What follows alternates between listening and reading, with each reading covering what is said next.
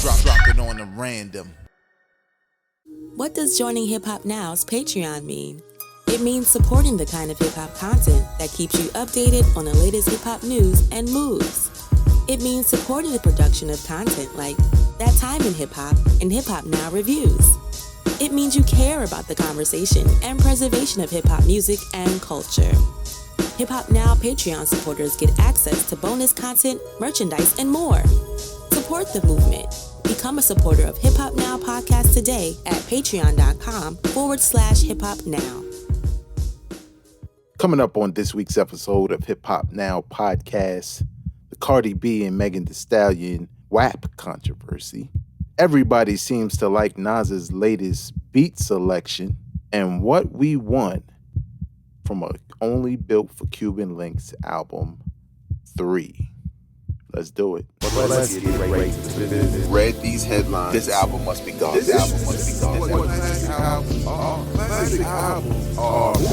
Come to Hip Hop Podcast.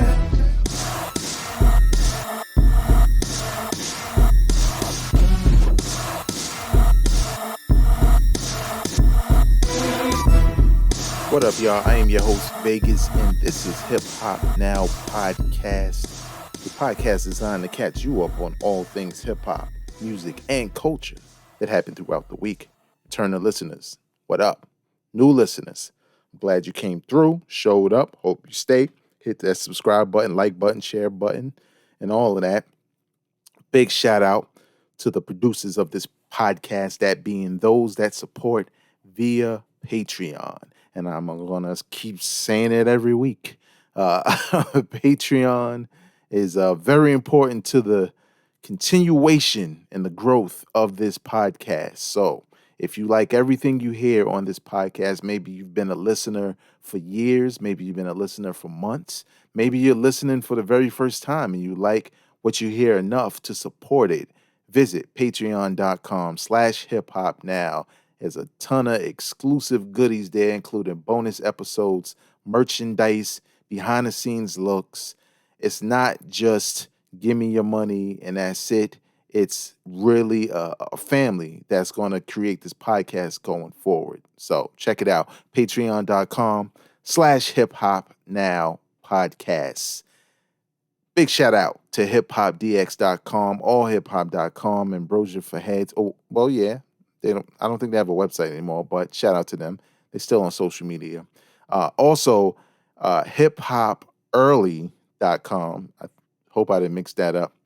And a couple of other places where I'm getting some of these stories from. Let's get right into the business, though. So let's just start it right off the top.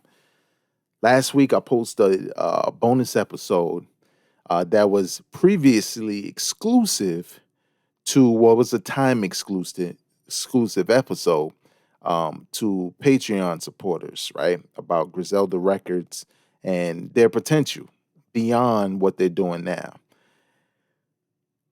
So there was a lot I didn't get to discuss this week, or last week, I should say. But some of that appeared in other forms, you know what I'm saying? Like questioning Black Thought's pen, you know? Is he a biter or a writer for himself and others? Spit a big verse, but I'm only digging up my brother, like, you know, or bigging up my brother. Forgive me, y'all, I'm lost. But nevertheless, I did give my thoughts on that part on the Black Thought, you know, situation on my homie Kill's podcast, Apartment 5B podcast on YouTube. You can find it there. We talk about all of that. It's really an episode about ghostwriting. But the whole Black Thought and, you know, Jaguar Wright situation is kind of the basis for what we're talking about. So check that out. Also, you know, there was at least a rumor, I believe. I think I had news, but it hasn't spread, that Swiss was hinting at a Drake versus Kanye West versus battle. I don't think it's going to happen personally, but if it did, you thought those other numbers were big, this would break it. This would literally break it. It would break the internet. And I probably still wouldn't watch. I'm just being honest. I was just being honest. And then there's another story, but I'm going to talk about that probably last in this episode because I feel like I'm gonna need a little bit of time, and I've been going over. But recently, Cardi B dropped a new record featuring Megan Thee Stallion called WAP, which stands for Wet Ass Family Podcast. But you know what the P stands for. The last P, well, that's not that simple. You know what I'm saying? But nevertheless, it's a very sexual song, a very, obviously by the title, it's also a very, very provocative and sensual and sexual video, which if you have even looked at a Cardi B video or a Megan Thee Stallion video or them at shows or photo shoots or their Instagram or anything, you shouldn't be shocked because this is nothing different really from what they've ever made. But I think the subject matter is what has some people up in arms, right? And I don't totally disagree because when you think about it, I mean, the song is talking about how wet, I'm gonna keep it family, how wet, you might still have to cover the kids' ears, how wet their vagina is, right? And how you can't survive it as a man or a woman, who knows? But there is a sense of hypocrisy there because I tell people from my generation all the time, please, we kind of started it. The music of our era took it further, right? I always give the R&B example, and trust me, I'm not going to say his name, but you know what I'm talking about. But the example of, somebody like a Marvin Gaye would sing to a woman and say, I want to do something to you, right? And what was so provocative about that at that time was the fact that everybody knew what he was saying. So, you know what I'm saying? Without saying it. And that made it racy, you know? But then came the 90s and you had singers like the Pied Piper, you know what I'm talking about, who would just say what he wanted to do, right? Just straight up say it, not hint at it. Sometimes, and he wasn't the only one, but sometimes there'd be clever ways to say it. But for the most part, they would just get to the point of what it is. And at that time, that was controversial. Well, one thing that I thought about when I saw a lot of back and forth with this whole video and, whether it should be, something that like it's not good for little girls and black girls and people, kind of keeps them ignorant and all this kind of stuff, right? Tells them that their bodies is the only way they're going to be able to get any attention, all this other stuff, right? Which there are some merits. I can't disagree with that. But I grew up in the era, I was in college when Akinelli dropped Put It in Your Mouth.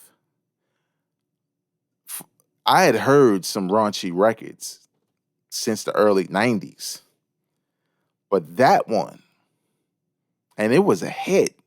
It was a hit party record. In the clubs and even on some radio stations would play it. And it was literally about giving head or fellatio if head bothers you. But you know what I'm saying? That's what the song was about. And Akinelli, if you don't know, is a guy. So I would say, what's the difference between what Akinelli did and what Megan Thee Stallion and Cardi B are doing? Now, I'll tell you, and again, I'm not really picking a side. I'm just showing you both sides of the coin or of the conversation, right? The only problem now is Megan Thee Stallion and Cardi B are much bigger than Akinelli, right? So that means they have more fans, they have more exposure. This is an era where, Akinelli didn't have social media to help also spread his record. It was traditional radio routes. And it was still, even with it being popular, it still wasn't so big that it was everywhere, right? It was on urban stations. But you talking about two stars who kind of get played in a lot of different spaces. So whereas they can rap about that, but that being a single, And I don't believe Akinelli had a video. I think he did, but it's probably really low budget or whatever. It's probably, no video stations would show it. But again, we're living in a time where if Akinelli dropped that today, he wouldn't need it to be on MTV and BET. So I think the problem is it's so raunchy, whether it's a man or a woman, that it probably should be one of those things that's, you got to watch it late night on a video joint. Or, you can't have a YouTube Kids account and watch it. You know what I'm saying? You for damn sure shouldn't be hearing it on the radio during the day. Like stuff like that, right? Would make sense. But we live in a different day and age. And I'm just pointing out the two sides of that discussion that kind of, got a lot of people in trouble. A lot of people spoke out against it, like CeeLo Green, and then had to apologize because at the end of the day, it is hypocrisy. You know what I'm saying? Men have been in hip hop, and I'm including myself in that. Like it's like par for the course to talk about your sexual escapades. And it doesn't mean that, every woman is sexualized regardless. It's just that sex sells. And in hip hop, men always talked about it and were always raunchy with it. And at some point, it got to be okay for the ladies to do that too, right? Because it was okay when Little Kim did it, and it was okay when Foxy and others did it, and it worked for them. It's just that this video is like, put it this way, if it came on back in the days, like way back in the days, it would have been on that Luke show, Luke Campbell from Two Live Crew. He used to come on late. It would have only been played there. It would have been on that BT Uncut joint probably, uh, because it's crazy. But I mean, I'm not complaining. I mean, I don't necessarily like the record. I don't think it's creative in what it does. I think they're just expressing opinions and that's it. But this is hip hop. I like a little creativity with that. So enough of that. Mac Miller's estate recently dropped a deluxe version of his kids album or mixtape or whatever you want to call it. It also includes 2 new songs. This is basically the 10th anniversary of this project. And I'ma just keep it a buck, y'all. I don't think I've ever heard this project.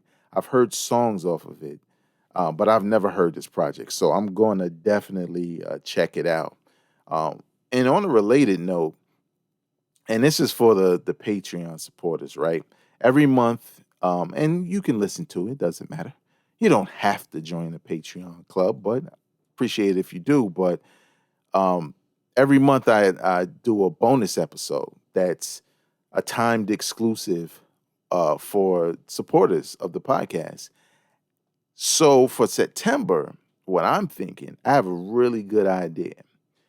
I'm going to take either 4 or 5 albums that at one point in time when they was released, I did not like them. I either heard them once or I don't necessarily like the artists or whatever the case, but it'll probably be 4 albums I heard before, and I would easily tell you today, and especially back then, that they were whack with no hesitation.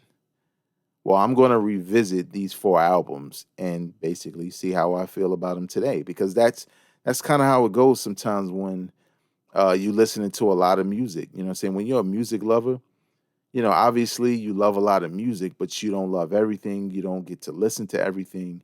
And some things, don't grab you. But it's always interesting to see other hip hop fans talk about albums and how much they love them and what they love about them. And it kind of makes you feel like, well, damn, I'm a music lover and this person seems to love music. Maybe I missed something. Maybe there was a moment there where I was distracted by other things. And that happens with me. There are plenty of albums that were dope, like Souls of Mischief's debut album. I never owned it. I love 93 Until. Like, I still listen to it like it just came out. I love it. But I had never heard that album. And that could be for a number of reasons. And definitely not because I, didn't want to buy it. It just had to be something else that was going on with me that I just didn't think about an album. Like maybe the source gave it, a low rating and that influenced me, whatever the case may be. But I did listen to it in recent years and I liked it. But what this will be is albums that I did listen to back then and did not like. And we'll see how I feel later. The Rizza basically has eradicated the ice cream truck jingle. The Rizza, yes, from WuTang Clan, has been he has teamed up with Good Humor Ice Cream to change the jingle that you hear when Ice Cream Man is coming. The name of that song that you always hear when Ice Cream Man is coming is called Turkey in the Straw. And it's basically the most recognized jingle. People don't even know that's the name of it. They just know the ice cream truck is coming when they hear it. But it's been said that it has racist roots. Now, somebody might say, come on, man, that's an ice cream truck. Why the ice cream truck gotta be racist? No, idiot box. The song's original origins, roots, it comes from racist roots. So before it was an ice cream truck song, it was a record that was racist, right? And it was tied to minstrel shows and stuff like that. So that's the racist part of it, because I ain't going to get too deep into it. But the Rizza has a new track. Now, I listened to the track, and it's cool. I can't say it's as catchy as that racist ice cream truck song, but that's because I have a history with that racist song, because that just meant ice cream was coming, right? But somebody please tell me that that's just a rendition of Ice Cream on Only Built for Cuban Links. Because if it's not, that is a missed opportunity. That should be the official ice cream truck song. Imagine you on a block, you anywhere, and you hear Ice Cream from Only Built for Cuban Links, but being played like, the ice cream truck sound out of speakers. Tell me you ain't gonna go get some ice cream after that. Probably not, but it just would be dope. Biggie's son is releasing a dance remix of his father's record, Big Papa, and I believe it's a whole dance album. I'm just gonna say what some of us say when we just want to be respectful of the situations and say, that's what's up. Don't ask me if I heard it or will hear it.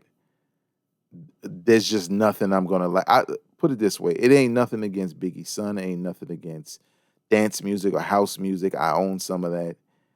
It's just I don't do well with remakes of Biggie's music. I have everything. Remixes, you know what I'm saying? Unreleased, released, different versions, all kinds of stuff when it comes to Biggie. And I prefer the stuff I have in its original form. Biggie don't have no new verses. So when they start remixing records I know to be better in its original form, I just step to the side and say, well, it's not for me. It's just not for me. And that's okay. It doesn't have to be for me. Speaking of Kings of New York, Nas has confirmed to be releasing a 14-track album completely, at least I think, produced by Hit Boy. The name of the album, King's Disease. The album cover was released featuring a bunch of angels, clearly black angels if you look at their face, like some food, some coins, a crown, an empty throne, some stone behind that, some flowers, some grapes, I guess. Kind of the whole king vibe. But the whole disease, there's a skull there. I'm kind of digging it. It's different. You know what I'm saying? Nas doesn't really do albums like this. The album's supposed to arrive on August 21st. If you're from the future, you know what to do. You need to get your ass out of here. And that's very close. Pre-orders are up, and Nas just released a brand new single called Ultra Black. And ladies and gentlemen, I'm here to tell you the beat is not whack bars. But honestly, let's stop joking, right? Now, here's how I feel. I'm gonna just tell you like this. I can't listen to snippets of records anymore. I'm not gonna do that. I had made a rule after Kanye West's graduation to never listen to snippets of albums or songs again. Because every time I do that, I'm like, this sounds like garbage. When they posted a snippet of it on Instagram, I was like, ooh, I don't like that. Now I've heard the full song and I'm like, wow, this song is dope. Even the more you listen to it, it's dope. Now, there's a lot of people who run with that narrative of Nas is the worst beat picker in hip hop history, which is not true. Because that's like saying the majority of his albums, the beats are whack. I think a lot of times Nas picks beats that don't match up with people's or fans, some fans, sometimes most fans, expectations. And it doesn't match well sometimes with his flow. He doesn't sound good over everything. That's what people need to understand. He doesn't sound good over everything. He sounds good over a certain pocket of music. And that's not limiting him. That's just saying stay in your comfort zone because it doesn't sound great. We heard that on the Lost Tapes, like the song that he led with that just wasn't a good look. That's why you got this album coming out so soon, because momentum gets lost. And then the songs that really fit Nas' voice and style, man, they sound perfect. Now, I said a long time ago in one of my podcasts, when it was announced that Nas was working on stuff with Hit Boy, and I read what Hit Boy was saying, I was like, I think people are only looking at what Hit Boy did that wouldn't fit Nas. I think a lot of times when producers come out their mouth and say, I would love to work with Nas, they're sitting on beats that they made just for Nas. Like, if I ever get to work with Nas, that's the CD, you know what I'm saying? Or that's the disc or whatever, you know what I'm saying? I'm showing my age. So I was optimistic because I'm like, you don't know what that man's sitting on. You can't look at, the commercial hits he made. You don't know what he's holding for Nas. And I remember like maybe a week ago watching a video of them in the studio, and they wasn't even playing this in the background, the Ultra Black joint. They was playing a different record. And I was like, that beat sounds dope. So listening to Ultra Black and saying to myself, this is a dope record, and hearing that snippet of a beat, at least, in the background of another video, I'm really optimistic. Now, am I optimistic to a point where I'm like, Illmatic 5 coming out? No, I'm not one of them dudes. I all I'm asking for is give us something like Life is Good. I think Life is Good is where that's the lane Nas needs to be in this day and age. That kind of selection of tracks, because I felt like the variety on that album was perfect. It was something for everybody, and it wasn't a lot to skip on there. You know what I'm saying? So I really dug it. I was happy to get it, and hopefully this turns out in a way that's pretty dope. So for the video game heads that also love music, in particular hip hop music, y'all know Madden 21 drops this month, and a lot of times, just like with 2K, they talk about their soundtrack, and a lot of times, probably since the PS2 Xbox days, be a lot of hip hop on there. Sometimes it's cool to hear that stuff in the games when you boot the game up. And then sometimes it's just kind of like, all right, let me just get to the game. So some of the people being featured on the soundtrack, Anderson .Paak and Rick Ross got a song called Cut 'Em In. Big Crit got a song called Kickoff. Childish Major has a song called Kick It. Earth Gang has a song called Power Up. These sound like songs that are made for the game, which I don't think that's happened in a long time. Correct me if I'm wrong. There's usually in sports games now, when they have artists in them, it's usually their own like records that are out now. This would be interesting. I wasn't a fan back in the days when they used to have your favorite rapper rapping about the game. Sometimes that was like really trash. Like put the ball in the hole and jump up. And you're like, yo, just chill, Curtis Blow. You already did basketball. Just let me play Bulls versus Lakers without your makeshift song about basketball again. Uh, but it is what it is. No disrespect to Curtis Blow. You already know he's a legend in the game. I would not do that.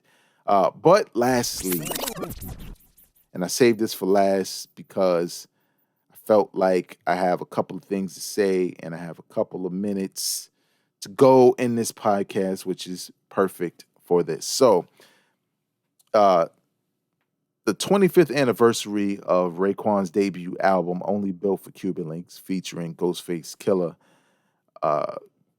passed, and we all celebrated. I listened to the album probably 3 times that day. I'm not even lying. Just check the Instagram and Twitter at Vegas World INC. And it was just a great time. And it also, listening to that just reminded me like, damn, he really did it again when he released Only Built for Cuban Links 2. You know what I'm saying? And that's difficult because that album came out crazy. Like Only Built for Cuban Links came out in 95, I believe. Summer of 95, August of 95. And I should know that, right? 25th anniversary. And Only Built for Cuban Links 2, I don't think it came out in August. I know it came out at some point when it was warm. I just remember being outside listening to it. But it came out like 2010s. You know what I'm saying? So he was doing a interview on, I think it was on Rap Radar. And before, he ended it, he was just kind of like, all right, one more thing, whatever, we need to close out that trilogy. And he basically announced Only Built for Cuban Links 3. Now, for him to announce that, I'm assuming he's already been working on it. Because you can't do that. You can't do that on a day where people are so nostalgic for your debut classic album, hands down, no discussion, classic album. And we all know your second album or your sequel to that was probably close to being on the same level, probably never on the same level, but you know what I mean? Like if you're going to, like, I might call it a classic, you know what I'm saying? Or at least I'm going to give it like, 4.5 mics, damn near classic, right? So if you're talking about you're going to complete a trilogy where you already hit 2 home runs, similar to Dre with The Chronic and The Chronic 2001, 2 incredibly dope albums. Detox is supposed to be the 3rd in that trilogy. So for Cuban Links, Only Built for Cuban Links 3 to be something that's coming, and if I remember correctly, Raekwon's last album was probably 2 years ago. That means Only Built for Cuban Links 3 is coming pretty soon. Now, what do I want from this album? I don't want nothing but what he's already given us in the first 2. A lot of Ghostface, some well-placed guest appearances, meaning I'm going to need Ghost, Ray, and Griselda on a track. Griselda being Benny, Conway, and Westside Gunn on a track. I'm gonna need, them beats to be upgraded, but still give you that Built for Cuban Links 5, maybe even bigger. You know what I'm saying? I'm gonna need a Nas feature since he didn't make it the last time, and he notoriously was on that classic album with one of the best verses of that year in Verbal Intercourse. I'm gonna need all those elements to return in some shape or form. There's no Papa Wu around, but I'm pretty sure there's probably some audio or something. You can start the album with that. You know what I'm saying? I'm going to need some skits that, maybe not taking shots because they're older now. They don't really care about that stuff as much as they used to. I'm just gonna need the feels. I'm gonna need to feel like this is within the same trilogy. Again, they did an excellent job, but Only Built for Cuban Links 2, and making you feel like this was a bona fide sequel to that debut album. Honestly, even though he wouldn't do it, since we on the subject, you know, wasn't Stillmatic basically like a sequel to Illmatic, right? No, it probably wasn't. But why not get a third one? But we already got an album coming. But you know what I'm saying? I kind of like when people do that. Like when you think about like Joe Budden and the Mood Music series, you know, classic. When you think about Fabulous with the Soul Tape series, you know what I'm saying? Classic stuff. Like just putting out these things that, you know, kind of work with a concept, but they're not married to the concept where you can't stray here and there or you can't do anything different, but you feel like it's a part of a series, you know, because a lot of times we get a ton of hip hop albums all the time and they all get released, and sometimes it's just a bunch of songs and it's really about what you like and what you don't, and you keep on moving. But it's not many times now where we get albums that we can be so invested in everything from the album cover to the skits to the track listings to you know who's featured on the album, you know who produced what beats, um, even guest appearances like showing up, and like Inspector Deck on Only Built for Cuban Links had one of the best verses of the year. Like, you know what I'm saying? People not only having people featured on their or artists featured on their records, but they put out or put up like tremendous performances that just add to the dopeness of the album. So those are basically like my wishes for the album. I'm just wishing for something really dope, you know, that looks at a little nostalgia, but gives you something new enough to make you get excited about it, you know? So that's going to do it for me for this week. You can follow me on Instagram and Twitter at Vegas World INC, and you can check out my other podcast, That Time in Hip Hop, where we talked about the 1995 Source Awards. That's on YouTube, and the link is in the description of this podcast. And if you like everything you heard here and you listen to other episodes and you like those two, you can always subscribe. You can hit that like button and you can share it with people you know enjoy this kind of content. Until next time, y'all, I am not a critic. I'm a fan. Peace. Drop it on the random.